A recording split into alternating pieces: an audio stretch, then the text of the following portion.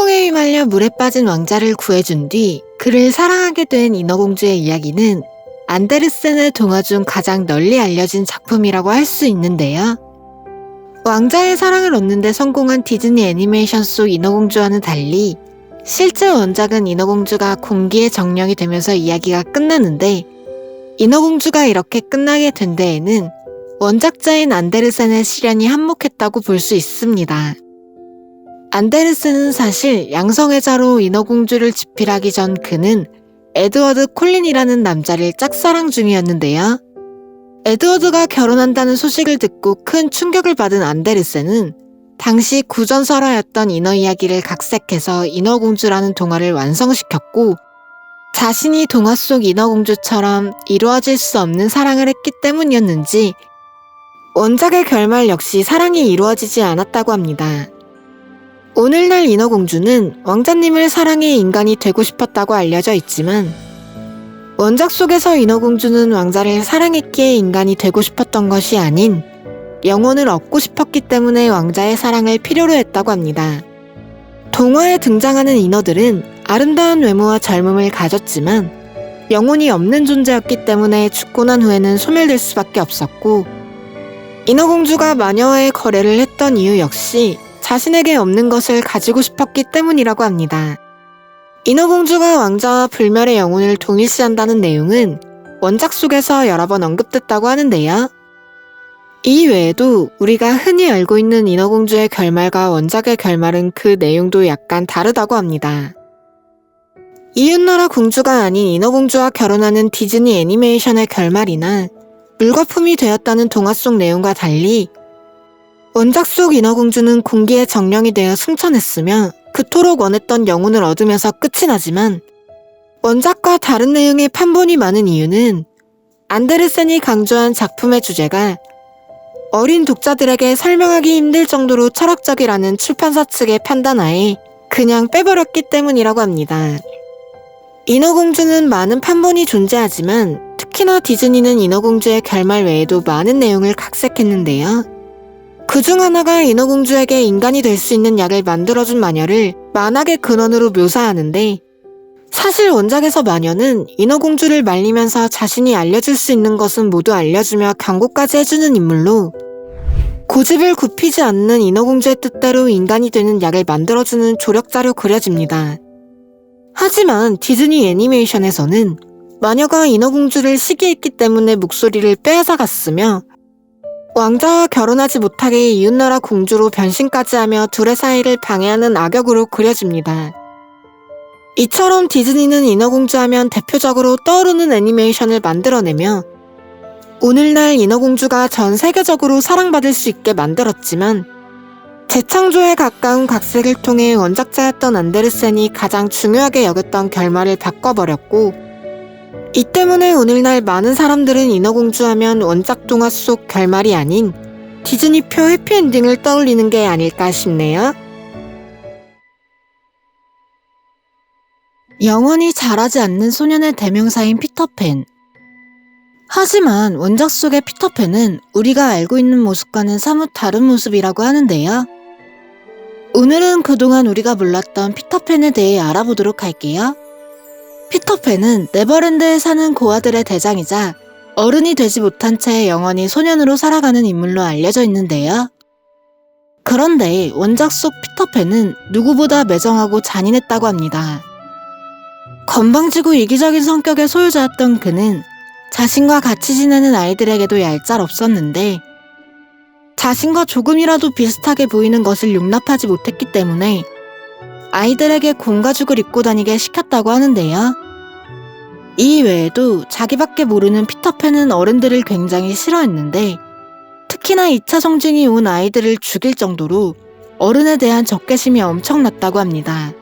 원작에서는 그들이 성장하면 규칙 위반이므로 피터팬은 가능한 서둘러 집요하게 그들을 죽였다고 묘사할 정도로 2차 성징이 온 아이들을 싫어했다고 하니 얼마나 싫어했는지 감이 오시나요? 또한 피터팬은 아이들을 죽일 때도 그냥 죽이지 않았는데 칼로 찔러 죽이거나 너도 날 수 있어 라는 말을 하며 팅커벨과 함께 악어에게 밀어넣었다고 합니다.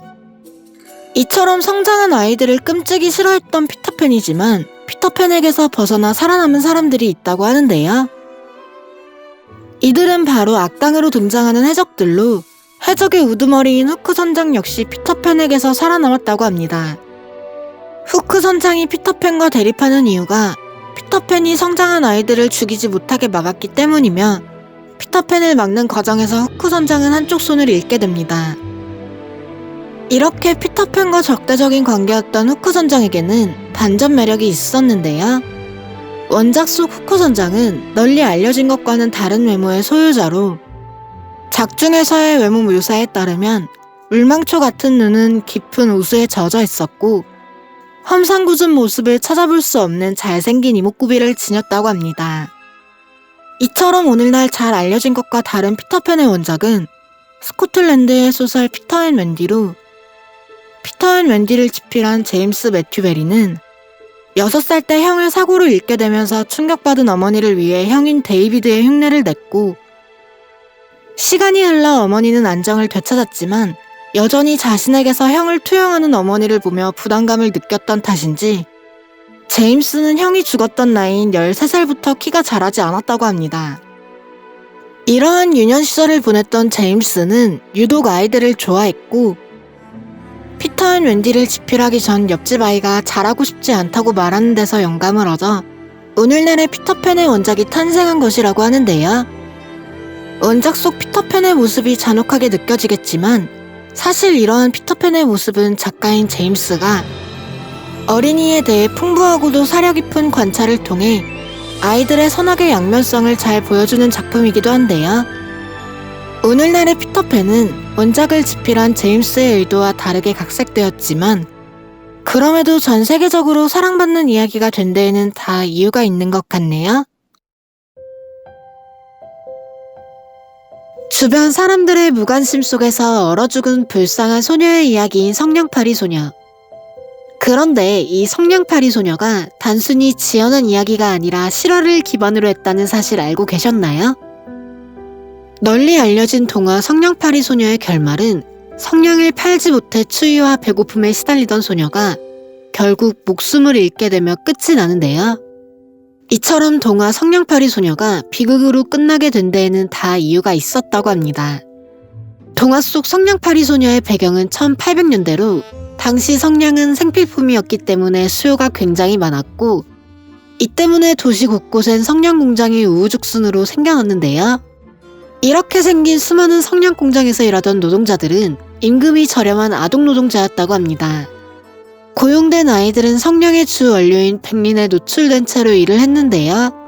백린은 하얀색 인이라는 뜻으로 독성을 가지고 있는 물질인데 특히나 백린은 공기 중에서 자연 발화를 하는 아주 무시무시한 물질이었습니다. 백린에 노출된 아이들은 인중독 괴사 등 각종 질병에 시달렸는데요. 공장 주인들은 아이들이 병에 걸리면 보상금은커녕 성냥 한 보따리를 쥐어준 채로 쫓아냈다고 합니다. 그래서인지 당시 길거리에는 성냥팔이들이 굉장히 많았다고 하는데요. 하지만 거리로 내몰린 아이들이 성냥을 팔며 연명하기란 쉽지 않았다고 합니다. 적지 않은 아이들이 동화 속 성냥팔이 소녀처럼 길거리에서 죽어갔다고 하는데요. 실제로 안데르센은 동화를 집필하기 전 길거리에서 죽은 성냥팔이 소녀를 보았는데 그는 미소를 띤 채로 숨을 거둔 소녀의 모습에서 영감을 얻어 성냥팔이 소녀를 집필했다고 합니다. 성냥팔이 소녀는 길지 않은 동화지만 그 결말이 너무 강렬하여 안데르센의 동화 중 유명한 작품 중 하나인데요. 하지만 동화에 걸맞지 않게 어린이들을 위한 교훈이나 권선징악적인 요소가 거의 없고 각박하게 메마른 사람들의 인심에 대한 질타를 담고 있는 이야기로 오늘날에도 큰 각색 없이 전해져 오는 것을 보면 성냥팔이 소녀는 아이들을 위한 동화가 아닌 어른들을 대상으로 한 이야기가 아니었을까 싶네요. 많은 영화와 애니메이션으로도 잘 알려져 있는 잠자는 숲속의 공주.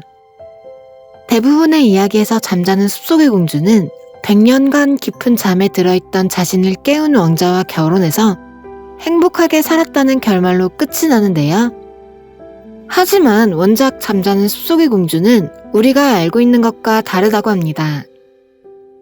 잠자는 숲속의 공주는 17세기 잠바티스타 바실레가 집필한 동화로 원제는 라벨 루브와 도르망인데요. 직역하면 해의 달 그리고 탈리아라는 제목에 등장하는 탈리아는 동화 속 공주의 이름입니다.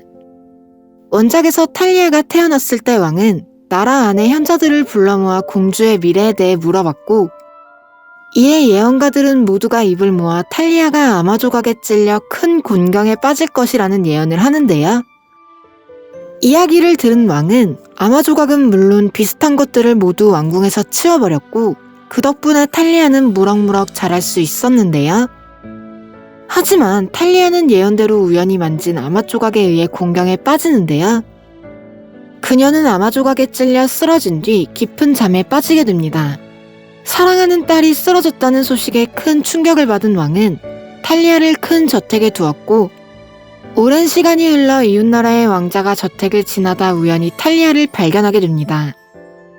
깊은 잠에 빠지긴 했지만 여전히 아름다웠던 탈리아를 본 이웃나라 왕자는 잠든 그녀와 사랑을 나누고는 호련히 떠나는데요.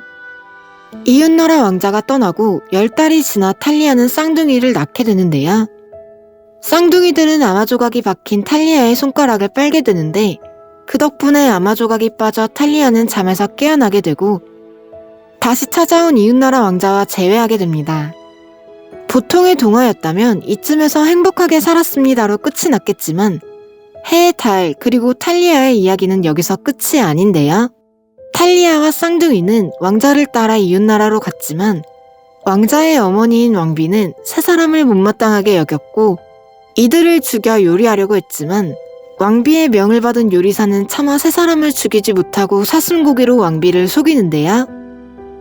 요리사에게 속았다는 걸 알아차린 왕비는 왕자가 자리를 비운 틈에 탈리아와 아이들을 죽이려고 했지만 왕자가 일찍 돌아오는 바람에 모든 사실이 들통났고 왕비가 처형당하면서 이야기는 끝이 납니다. 이후 탈리아와 왕자는 결혼했고 두 아이들과 행복하게 살았다고 하는데요. 해의 달 그리고 탈리아 속 공주와 잠자는 숲속의 공주의 공통점은 잠이 든 미녀라는 점 외에는 거의 없다시피 한데요. 이는 원작의 내용이 오늘날 아이들이 보기에 부적절한 부분이 많기 때문이 아닐까 싶네요. 다음 영상이 궁금하시다면 구독과 좋아요, 알림 설정 부탁드립니다.